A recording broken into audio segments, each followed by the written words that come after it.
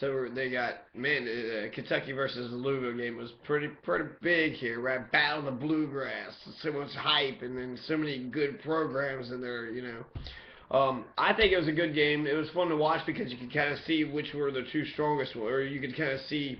I don't know. I will like U of L or UK, or I will like U of L is my team, right? But I'm pro Kentucky, so it doesn't matter, you know. Overall, as long as Kentucky's still in it, the you know, a Kentucky team, a team from Kentucky, not UK. But as long as but see what I was saying is, I liked watching it not necessarily for the rivalry UK versus U of L, but to kind of first, you know, see these guys. Let's take a look at U of L. Let's see what kind of players they have. Let's see how they line up. And it kind of doesn't matter actually with lower expectations. You want to lose, right? So you can come back. So now people are saying, "Oh shit, you know, UK is way better than U of L." And a lot of those folks were like from the championship team, right? So it's like, "Oh shit." Um, is U of L out of it? Like, I mean, is it just like, is U of L going to be UK'd? Is UK going to UK at U of L? Right? Are they going to, you know, take the crown away from them? U of L's reigning champs, and you know they lost by 6 points or so, which wasn't that bad of a loss, but it did seem like a little bit of a struggle. And UK has size, right? They got size, but I didn't. I don't know. I only kind of caught a few glimpses of it. Regardless, the UK actually is somewhat tied into all of this. There's okay, so let's talk about the Civil War. So the Civil War, right after the Civil War, you have all these Kentucky governors who's taken over, right? All these governors who are still Confederates. So you have these ex-Confederates who keep on getting reelected into these positions, and there's a shit ton of them. It just goes on down the line. I mean, you had Magafin, right? Bariah Magafin, who was the governor when the Civil War first broke out. And then you had Thomas Bramlett, who was the governor after Magafin, who was governor for to the end of the war and through Reconstruction. So Thomas Bramlett is actually the man who would determine mostly how the post Civil War aftermath would go. You know, these Bariah Magafins, like, I mean, they kicked him out, but evidently, you know, since they put Bramlett in there, it seems as if they had a lot of sympathies with Magafin. So, which is crazy because actually Thomas Bramlett was designated the attorney, the county attorney of the place that he was designated for by Lincoln. So Lincoln was, you know, who actually raised him up to be the person that he was. But Thomas Bramlett, you know, was, so that's the governor who's governor when, you know, at first, so that's Lincoln's guy, but Lincoln's man, he opposed the 13th, 14th, and 15th Amendments, so he opposed all the Reconstruction Amendments. He opposed the Freedmen's Bureau. He complained heavily about it being in Kentucky. He didn't like that it was in Kentucky. He hated black folks being in the Union Army. He really hated that shit. He hated blacks being in the Union Army, which was the decision of the butcher, right? The butcher.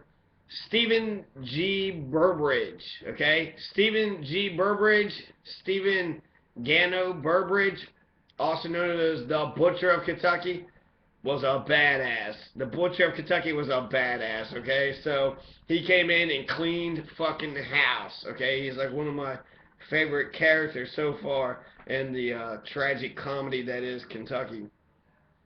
But Stephen G. Burbridge, he had took over Kentucky. It was martial law that was declared there, and he allowed blacks to go into the Union Army, which makes sense. It makes logical sense. Why would you not just, all you have to do is give a slave a gun, you free them immediately, and then you have, you know, another body for your war.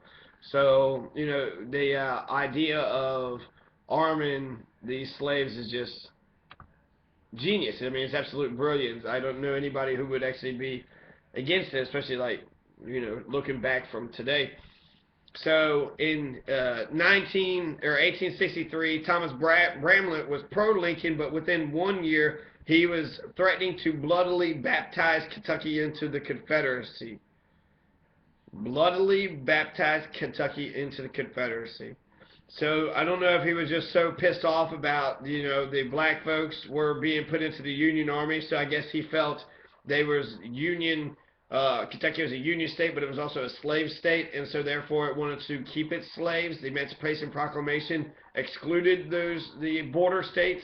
So Kentucky was a slave-owning state, but it was also for the Union. So they thought they would be able to keep their slaves. They believed Lincoln's bullshit when he said that it was just about the Union and that it wasn't about slavery. And they were so pissed off that they had been tricked into this.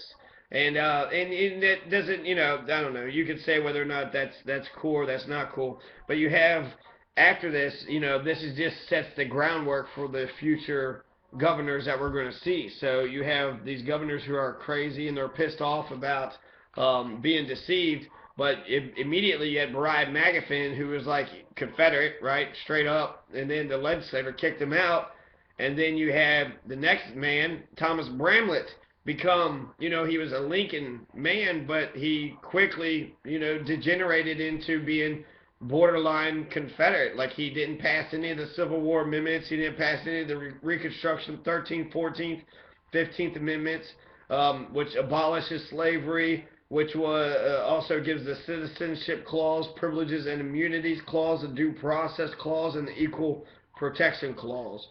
You also have the 15th Amendment, which is you cannot discriminate on anybody's right to vote based on their race, their color, or previous servitude. So it gives the right to vote to people. The citizenship, it defined what a citizen was. If you're born on this land, that's a citizen. And it also abolished slavery. And so it got rid of slavery except for in terms of, punishment, which is what the new Jim Crow is now. They're being put into prisons. New Jim Crow, right? De facto slavery is reestablished. So you have, that's the explanation of Thomas Bramlett. That is that's the foundation for what we're going to see for what happens in Kentucky after many years after Kentucky. So Thomas Bramlett is in there. There's this douchebag here that just keeps on answering questions for anybody. Yeah, Patino is not here. Calipari, no, he's not here either. Kentucky beats them 73-66, so they won by 7 points. No, I'm gonna check it out, in a minute. So I want to finish this because I think this is important. This puts the foundation for Kentucky. You want to know why? You got these young black men who are being shot up in Louisville. Yeah, you could say that it's just, the white cops, 75% of the cops are usually white men, they're racist, they're hunting young black folks or young black men specifically. You could say that and you'd be right, but to actually understand the bigger picture, you would understand the bigger forces that's going on. In their actual head, I don't know if the cop was saying, I don't give a shit, that person is black, but I think that there's forces in place, there's institutional racism and there's systematic racism that's in the system that it would I wouldn't say it matters little, because I think there is some dislike to be able to murder somebody. You have to not give a shit about whether they exist or not, and so for those people to get into those positions, you would have to have a certain mindset. And so I just want to know where that mindset comes from. Had the Confederates got out of power, had the white supremacists got out of power, like ever since 1774, white supremacists had just, anybody who's willing to kill, Indians or enslave black people or whip black people, they were the ones who were lauded, and exalted, and they're the ones that moved through society. They were the planter class. When you hear about the planter class, these are the slave owners, the slave-owning plantation owners, right? They're the planter class because they make their slaves plant the shit that they need to grow. So after the Civil War, you have all these other governors afterwards. There's Helm, who was governor after Bramlett. There's Stevenson, and Helm was arrested in 1862 for being a Confederate. Stevenson was a Confederate. Preston Leslie was a Confederate. James B. McCreary He fought with John Hunt Morgan, the Thunderbolt of the Confederacy, so he was a Confederate soldier.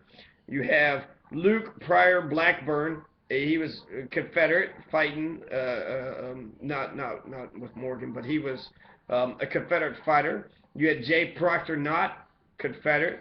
Simon Bolivar Buckner, Confederate.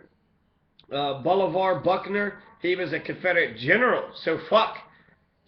Simon Bolivar Buckner was one of the biggest fucking Confederates you could ever have. And this is like, the fucking 5 governors, 6, 7, 8 governors down the road. And he was also the one that had Honest Dick Tate, who stole a shit ton of fucking funds from it. And you also saw the rise of the Hatfield McCoys and Bloody Rowan. So when you get Confederates who's controlling things, Confederates were the ones that were rebelling. They were the ones bringing the violence. They were pro-slavery, Then they were resentful for the way that they were treated under Lincoln, so they just kept electing Confederates over and over again. This is also the Democratic Party. So, we've absolutely switched identical to it, because now the Democrats are more likely to speak up for black folks, whereas Republicans are not.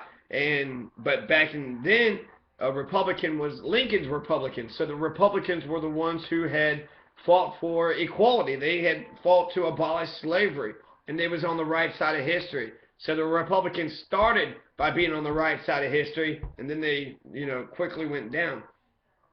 But when we were looking in the 1800s, we have, all these fucking Democrats, fucking Confederate Democrats, right? So you got these sort of Andrew Jacksonian type of fucking Democrats.